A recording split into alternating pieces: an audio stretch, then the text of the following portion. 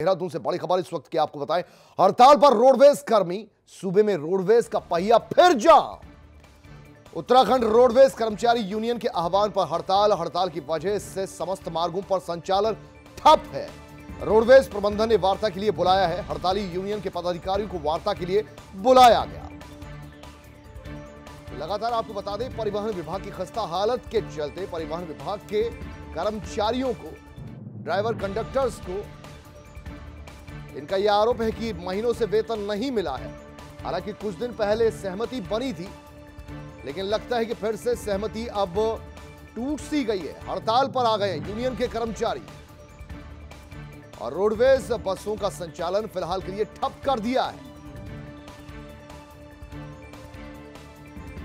लगातार रोडवेज और परिवहन विभाग के कर्मचारी, ड्राइवर और कंडक्टर, इनके वेतन को लेकर अभी भी मामला फंसा हुआ है, क्योंकि परिवहन विभाग को कोरोना काल में अच्छा खासा नुकसान पहुंचा। नवीन पांडे हमारे साथ, हमारे संवाददाता, और ज्यादा जानकारी लेते हैं। नवीन पांडे, ये बताइए कि पहले तो ऐसा लग रहा था बात बनती हुई नजर आ रही है, ये बनती बात बिगड़ कहां गई?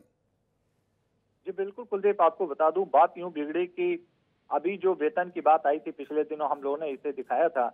अब उन कर्मचारियों का कहना है कि हमारे 1 महीने का वेतन मिलने से होगा क्या, हमारे तो वेतन जो है कम से कम 5 महीने का और मिलने चाहिए, लंबित हैं जो।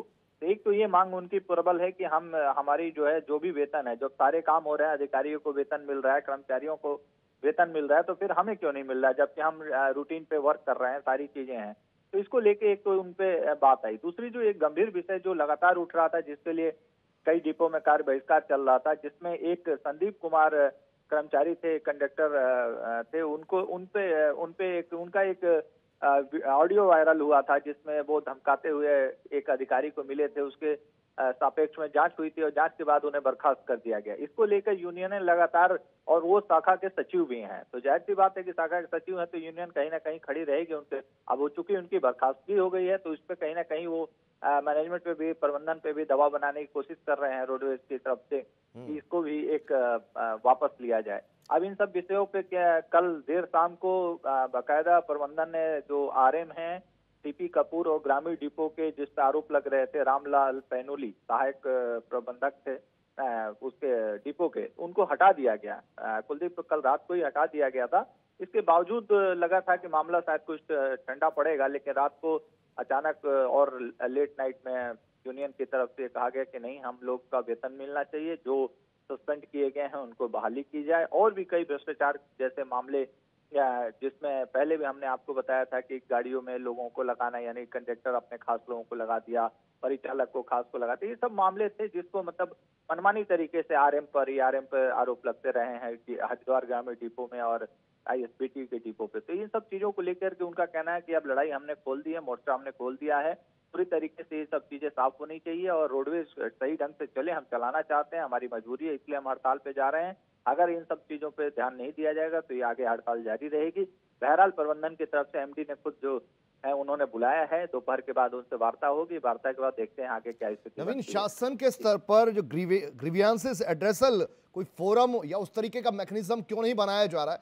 फिर क्या फायदा इस तरीके से ऑल वेदर रोड बना रहे हैं आप, नेशनल हाईवे बना रहे हैं, अगर चक्के जाम रहेंगे तो क्या फायदा, क्या पहुंचेगा? जी बिल्कुल, देखिए बिल्कुल सही कहा कुलदीप आपने।